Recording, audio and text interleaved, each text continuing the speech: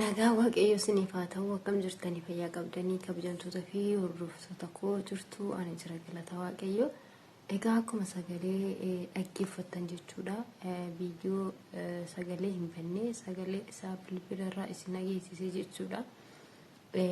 Mucattiin suuraa asirratti argaa jirtan kanadha jechuudha.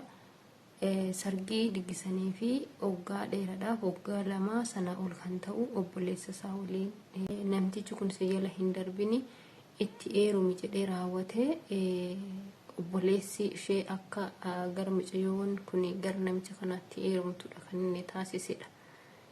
Mucayyoon kun barattuu kutaa 10ti.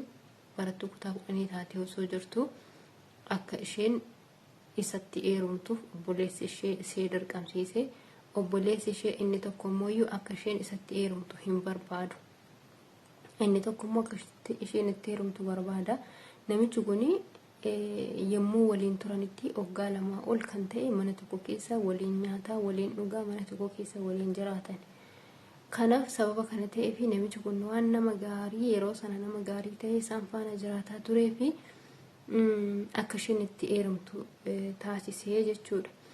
Gaafa sana mucattiin gaafa dura hin didde heerumuun barbaanne diddee duraan kan isa bira katamaa turte diddee gara gaxarii deemtee achiin immoo abbaatti simee mariisisee raawwatee akka mucattiin kun deebitee uftee akka isatti heerumtu taasisee sana booda walii galanii maatiinis nikaa godhanii fi guyyaa sargii qabatanii inni heerumsiisanii wal fuudhanii jechuudha. Jarri kun galgala gaafa guyyaa cidha isaanii sana akkuma jedhamutti akka sagalee dursarra dhageessanitti harka isaa lama maatsanii ishee keessa gashee harka isaa lamaaniyyuu sana booda wantoota garaa ishee keessa jiru hunda laphee ishee hunda babbaqeessee waan garaa ishee keessa jiru hunda keessaa baasee ala kaa'ee isheen inni iyyitee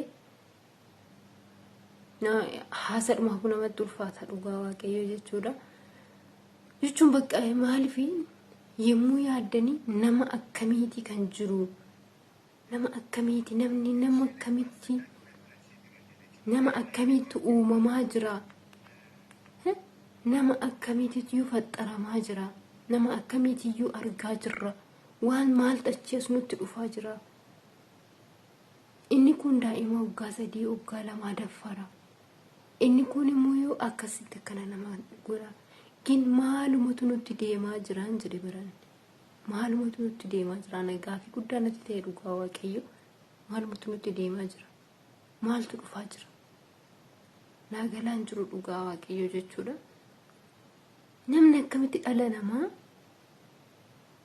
ani beekan mucaan kun balleessu mallee haa qabaattu tarii wantoota baay'een jedhamuu danda'ama wantoota baay'een ta'amuu danda'ama ittaawwaqiif mucaan kun yookiin isa dura nama biraa faana jiraachuu dandeessi yoo ta'ellee iyyuu kana hunda akkamitti nama godha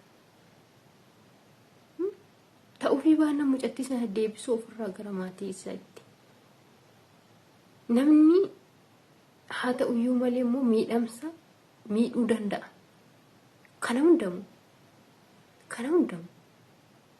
maali dhalli namaati miti maqaa Yesuus dhugaa rabbii hedduu takka nama jibbisiisanii dhagahuudhumaaf illee dhaggeeffachuudhumaaf illee bakka beekan nama sodaachisa dhugaa waaqayyoodha. Dhaggeeffachuudhumaaf gurratti kana ijaan kan arganii miti kan irraa dubbatanii miti bakka innuma dubbatamuyyuu irraa dhaggeeffachuudhaaf nama jibbisiisa.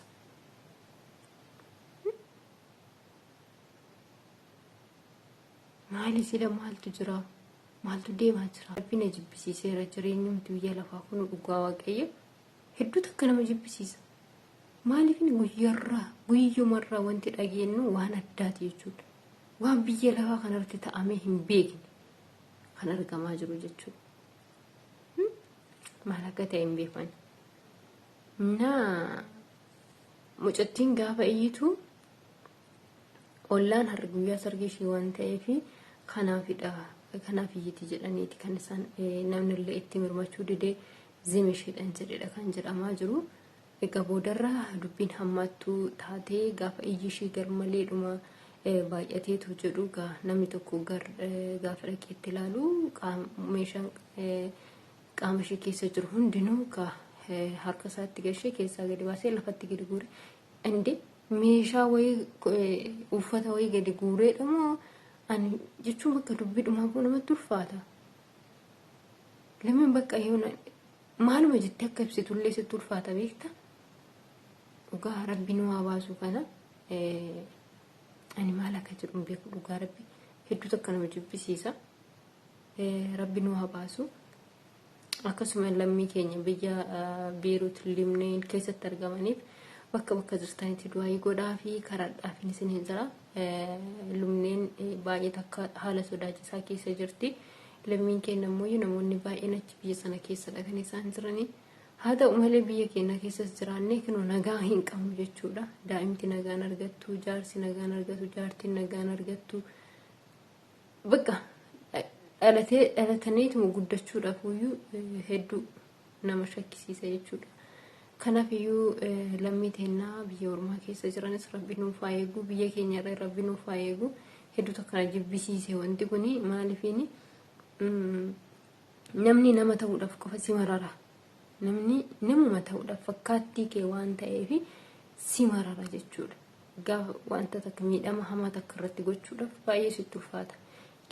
Namni amma bara kanaa akkam akka ta'e hin beekan. Bineensa ta'e dhugaa waaqa aramanii bakka jira miti ani hin beekan. Maal jedhee akka ibsullee naa ulfaataa jira dhugaa waaqayyoo. Kanaaf walaakin waaqayyoo isaan bira haa dhaabatu. Obboleetti keenya Rabbii warra jannataa haa taasisu. Isa immoo firdii itti faraduu haa jiraatu hedduu takka na jibbisiisee wanti kuni. Radbachuullee hin barbaanne gin bakka hedduu takka na jibbisiisee taa'ee dhaggeeffadhe liibii jalatti hedduu takka naantinii jedhe. Walaakin Rabbi nagaa nuuf haa buusu hunduma keenyaafuu har'a nu bira hin geenye nuyi miti akkasuma lammii teenna miti namni kun jechuu hin dandeenyu. Bakka kam keessatti iyyuu namni tokko yoo gochi suukanneessan irratti argamu borus nu bira gahaa jennee yaaduu qabna jechuudha. Borus nu keessatti hin argama.